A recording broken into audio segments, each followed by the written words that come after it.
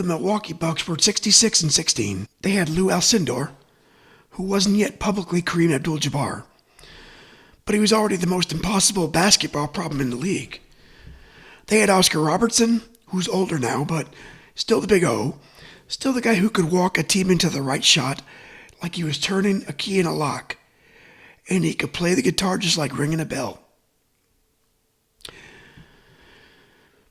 They had Bobby Dandridge, John McLaughlin, Greg Smith, Lucius Allen, and Larry Costello on the bench with the expression of a man who expected you to do your job correctly or explain yourself. And the San Francisco Warriors were sitting there at 41-41, exactly even. Good enough to be in the playoffs, not good enough to scare anyone on paper. Down 3-0, 2 days after Jerry Lucas had turned 31, and 1 game away from getting swept out of the postseason by a team that looked less like an opponent and more like the next NBA champion. Then, Lucas gave him 32. Nate Thurmond fought Alcindor. Jeff Mullins threw himself into the glass like a second big. Ron Williams moved the ball. Al Attles, player-coach, got himself 3 points. No three-point line. In the end, Joe Ellis, San Francisco kid, local guy, not the focus of this episode, but the man who gets the final camera shot, it's a 40-footer with 1 second left. No three-point line, just a 40-foot two. Warriors 106, Bucks 104. Didn't change the series. Milwaukee still won, and they still became champion. It changed the shape of the night, because for one more game, Jerry Lucas didn't look like a great player being carried towards the end of his Warriors chapter. He looked like Jerry Lucas. And that's enough. Welcome back to Warrior 100. I'm documenting 1 game per player till I reach 100. Today's episode is Warrior 23. Jerry Lucas. And the game is April 1st, 1971. The San Francisco Warriors beating the Milwaukee Bucks 106-104 in Game 4 of the Western Conference Semis. Today's idea. Sometimes a game doesn't save a season. This game didn't turn the Warriors into contenders. It didn't expose some fatal Bucks weakness. No, it's smaller than that, and honestly better than that. This is one of those games where the series result says, nothing to see here, but the box score says, hold on, look at this. Look at this man. Jerry Lucas scored 32 points against the best team in basketball, in a win the Warriors had no business needing, and every reason to lose. That's the episode. Let's start with the room, because the room matters. Milwaukee's room probably doesn't need a lot of dramatic imagination. They're up 3-0. They've already beaten the Warriors in Oakland once, handled them twice in Wisconsin. They're not hoping to win the title, they're just walking towards it. This is a 66-win team in just its 3rd season of existence. That's rude. Some expansion teams are just figuring out where the stapler is in year 3. Milwaukee, they already found the best player alive, added Oscar Robertson, built a deep rotation, then started making the league look like it had scheduling obligations instead of opponents. The Bucks' temperature check is professional impatience, not panic, not arrogance. Exactly. Just that dangerous mood where a great team believes the series should already be over and wants to stop wasting time. Now, San Francisco's different. The Warriors are down 3-0. The season's on the edge. They're not a bad team, but they're a 500 team staring at a champion. Their best emotional argument is, basically, we're at home, we're proud, and we'd prefer not to get swept in front of people who paid to watch this. That's not nothing. There's a real dignity in the team that can't win the larger fight, but refuses to get carried out like furniture. And Jerry Lewis, specifically, had already put up 25 and 20 in Game 3. He wasn't disappearing.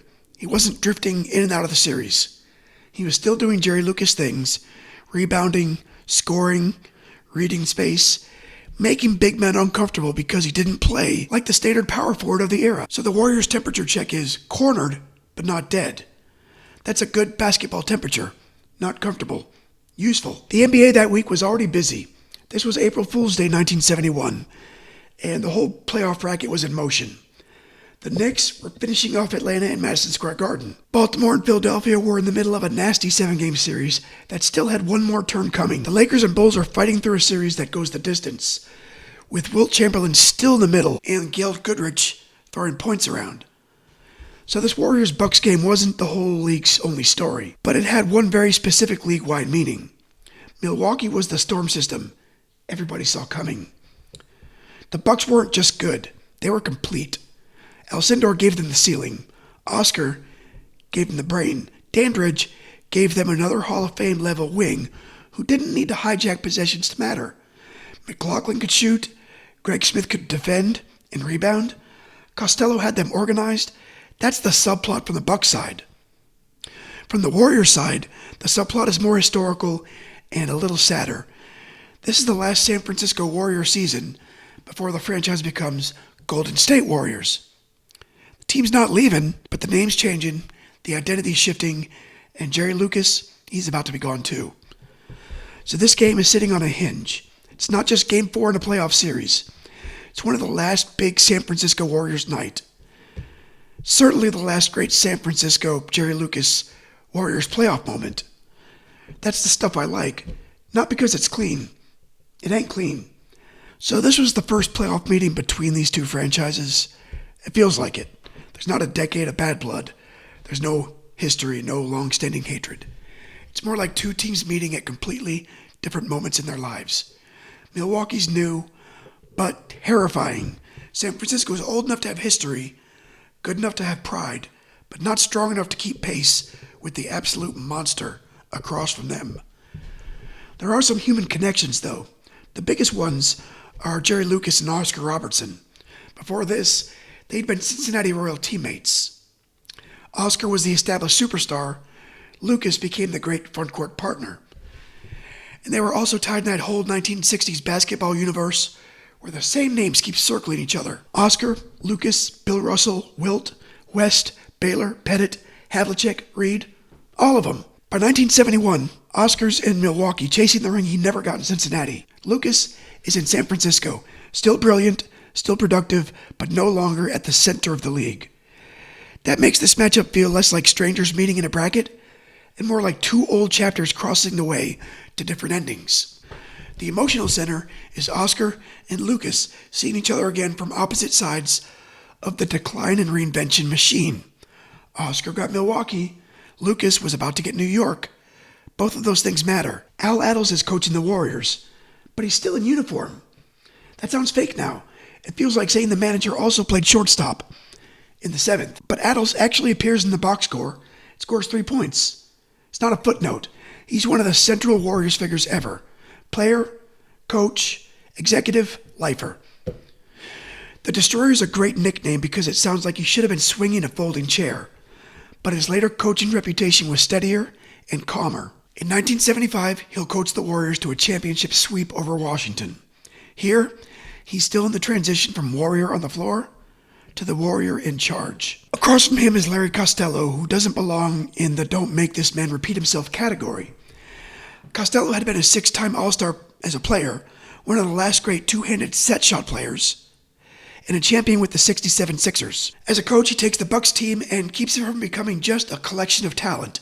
That's the trick. Stars are the ingredients. Coaching is whether dinner happens.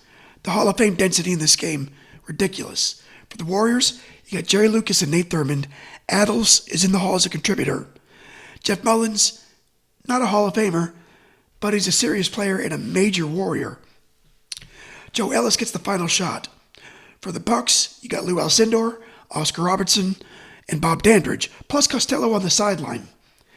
It's a lot of basketball history breathing in one arena. The marquee matchup is Alcindor versus Thurmond, because anytime Nate Thurmond is guarding a legendary center, you should look up from whatever you're doing.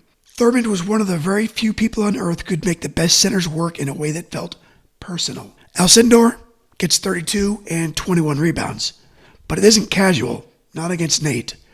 Then you got Lucas operating next to that collision, which is where he gets interesting. Lucas isn't the biggest man on the floor. He's not the central defensive object like Thurmond. He isn't the league's future like Alcindor or the old all-around genius like Oscar, but he's something else. He's a rebounding mathematician with range. I mean that as a compliment. Jerry Lucas is one of those players who gets smaller if you only explain by his resume. That's a weird thing to say because his resume is ridiculous. Middletown, Ohio legend, Ohio State legend, national champion in college, Olympic gold medalist, NBA Rookie of the Year, 7-time All-Star, 3-time All-NBA First Team, 1965 All-Star Game MVP, NBA champion later with the Knicks. Basketball Hall of Fame, NBA 50, NBA 75. That's all real. But if you stop there, he becomes a plaque. And plaques are boring, unless you're the person getting one. Lucas was stranger and more interesting than that. He was a 6'8" forward center who rebounded like the ball was giving off instructions, only he could hear. He shot from long range before big men were encouraged to do that as an identity. He understood angles, misses, spacing, and memory in a way that makes him feel almost modern.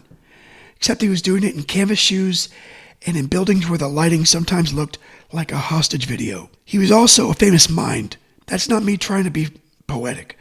Lucas later built a whole second life around memory systems, books, demonstrations, and education. The same guy who tracked rebounds later tracked information. That's the part that makes the basketball click for me. Some great rebounders are violent, some are relentless, some are spring-loaded. Lucas was physical enough, obviously, but he also feels like a processor. Shot goes up, arc, spin, angle, defender position, likely carom, path to space. He didn't just chase the ball, he anticipated where the next fact would land. That's a very Jerry Lucas sentence, and I'm going to let myself have it. So he begins as almost this mythic schoolboy player in Ohio, then becomes the centerpiece at Ohio State under Fred Taylor, playing with John Havlicek and Bob Knight. Ohio State wins the 1960 national championship. Lucas is the NCAA tournament's most outstanding player in 1960 and 1961. He finishes with almost 2,000 college points and over 1,400 rebounds. Then he enters the NBA with Cincinnati and immediately matters. The Royals don't break through the Celtics wall because almost no one breaks through the Celtics wall in that era. But Lucas becomes one of the very best forwards in the league. All-NBA first team at forward in the 1960s, not a participation trophy. That's not a nice little season, pal. That's beating out monsters. By the time he reaches San Fran in 69, he's not a young conqueror anymore. The Warriors already have Nate Thurmond. They have Jeff Mullins. They're trying to stay relevant in a league that's changing under them. And Lucas is still excellent. In 1970-71, he averages 19.2, 15.8 rebounds, and 3.7 assists. He makes the 7th All-Star team of his career, plays more than 40 minutes a night. That's not ceremonial stardom, that's work. What does this April Fool's game mean to him? It's a reminder. Maybe not to Jerry Lucas, he probably didn't need reminding. But to us, this is the kind of game that says, don't rush past the San Francisco chapter just because the Knicks chapter has the ring and the cleaner ending. Lucas wasn't waiting around to become a useful old Knick. He was a star in San Francisco. The Warriors lose this series. They got crushed in Game 5. And Lucas got traded a few weeks later. History keeps moving. Before all that, though, there's this night. 32 points against the Bucks. Season on the line. Best team in the league trying to close the door on you. And Lucas puts his hand on the frame.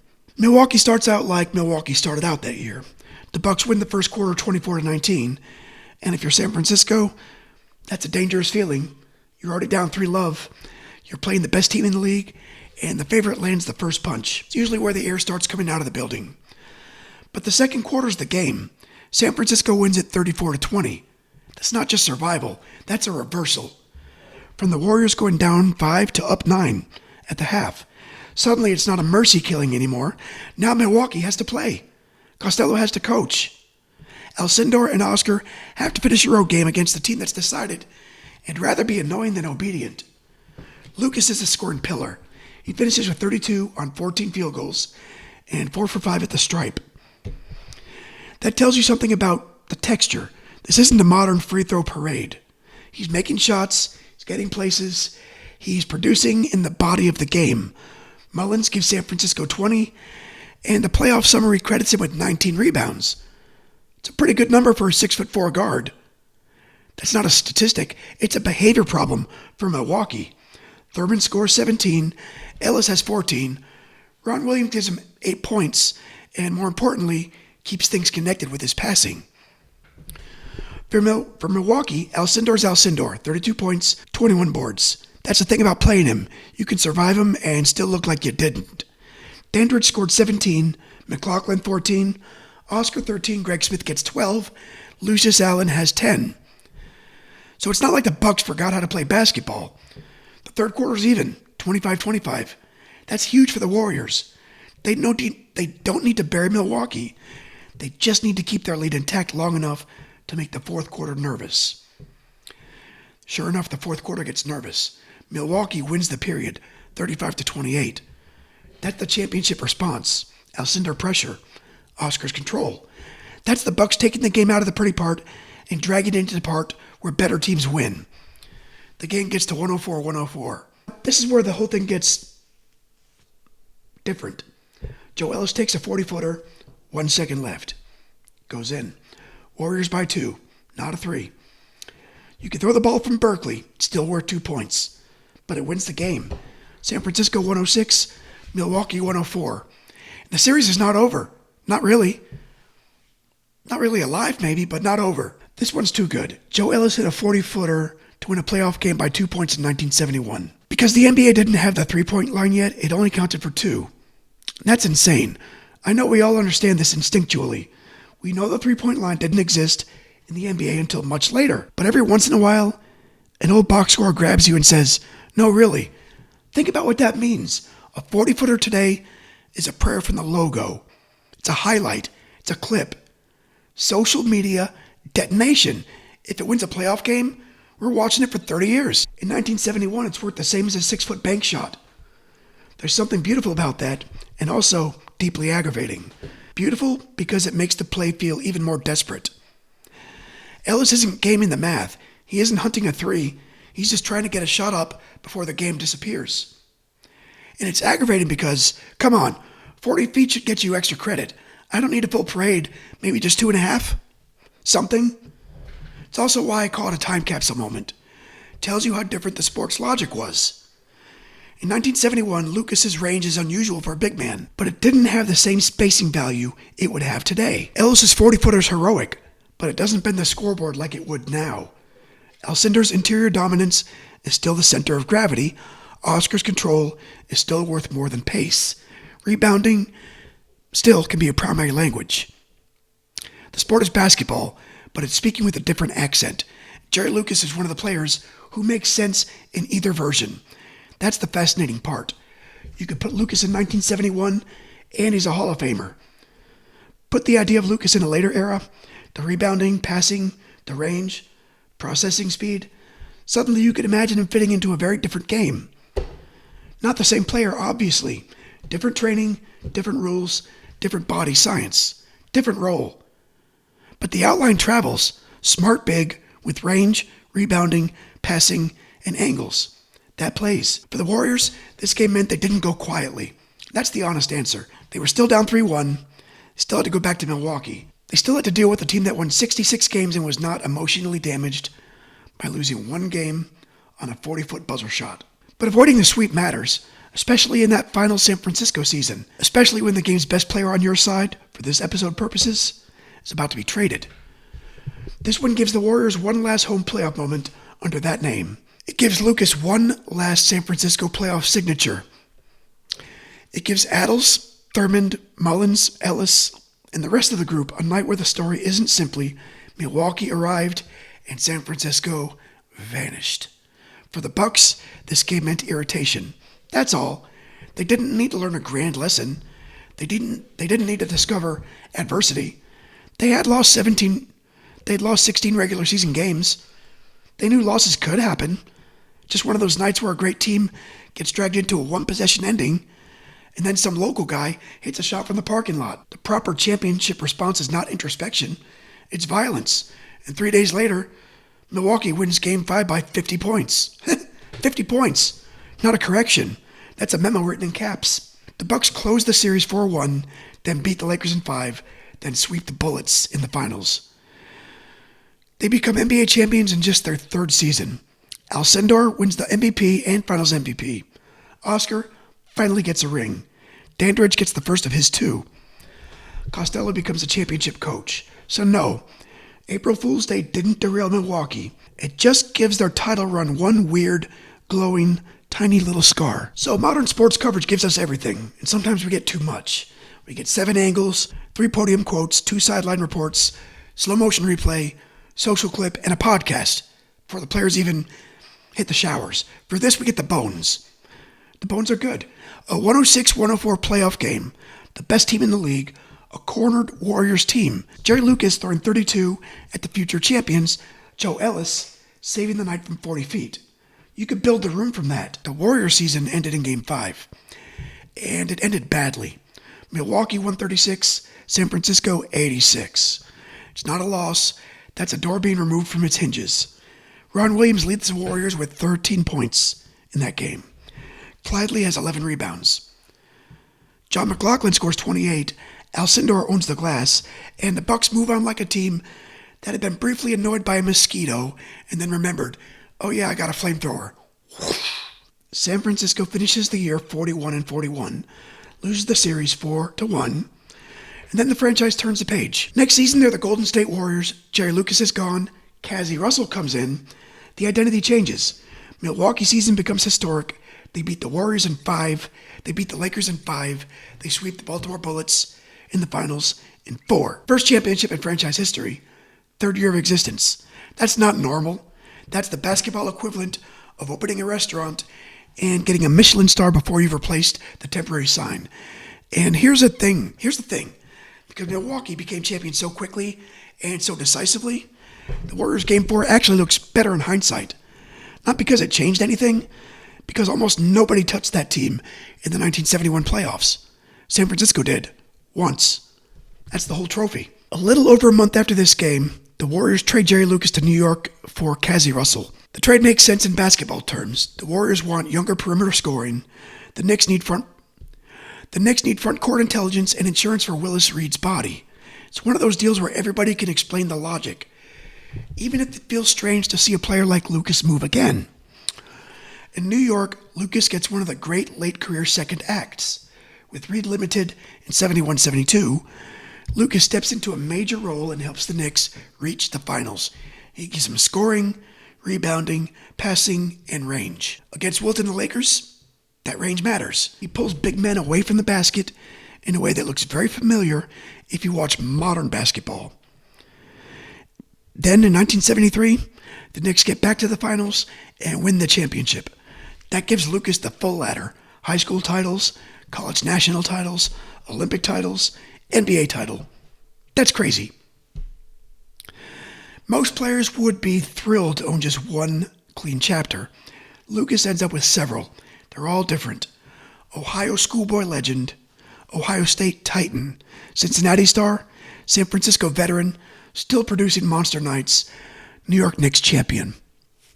Then, memory expert, author, public speaker, educator.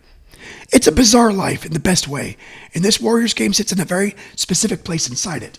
It's not the beginning. It's not the championship ending. It's the last bright flare before the trade. And that's why I like it for Warrior 23. Because sometimes the perfect episode is not the most famous game. It's the one where a player's value becomes visible, the exact moment in history. History's ready to move him somewhere else. Lucas was about to become part of Knicks history, but first, he gave the Warriors 32 against the Bucks. That belongs here. So what's the point of Jerry Lucas as a Warrior? For me, it's that he complicates the story. The easy Warriors memory is Wilt, then Rick Barry, then Thurmond, then Adles, then the long road to later eras. Lucas can get treated like a famous player passing through, Hall of Famer in the wrong chapter. But that undersells him. He's not just passing through. He averaged 19 and 16 in 71-72. Made the All-Star team, helped a 500 team into the playoffs, and gave the eventual champs 32 points in the one game San Francisco took away from them. That's a real chapter. Maybe it's not a long one. Not as long as I've made it here. Sorry. Maybe not the defining one, but still real. And with Lucas, real's kind of the whole thing. The man's career is so decorated that it can start to feel abstract. But this game puts him back on the floor, not as a list of awards or a memory trick, not as the guy who later helped the Knicks, as a Warrior, 31 years old, season nearly over, Milwaukee at the door. And Jerry Lucas says, not yet. Next time we leave 1971 basketball and jump back to the Astrodome for Astro 48, Pete Harnish. September 17, 1993. That one's a different kind of pain.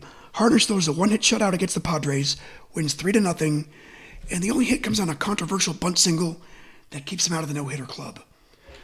So we're going from a 40-foot shot that saves a playoff game to a bunt single that ruins a masterpiece. Sometimes the miracle goes in, sometimes the scorer stays hit. That's Warrior 23, Jerry Lucas, April 1, 1971. Warriors 106, Bucks 104. Jerry Lucas scores 32. Joe Ellis hits a long one. The Bucks still become champions, but San Francisco gets one more night. I'm documenting one game per player until I reach 100. Stay kind, keep moving, and I'll see you for Astros 48. Thanks for watching.